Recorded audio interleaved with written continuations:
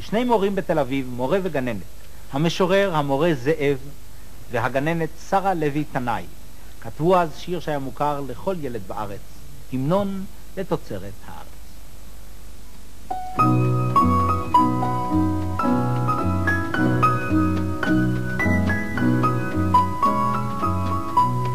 יכלו ילדים לחם תוצרת, צמחה החיטה על יד הכנרת, עבדו אנשי דגניה בזיעת אפיים, שמור השמש גדול שבעתיים, שם עובד לא ינום, שומר לא ישן.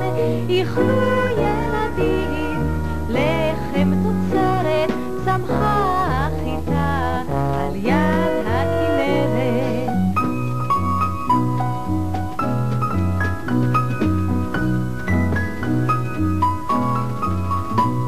יכלו ילדים לחם תוצרת, צמחה החיטה על יד הכנרת, עבדו אנשי דגניה בזיעת אפיים, שמור השמש גדול שבעתיים, שם עובד לא ינום, שומר לא ישן.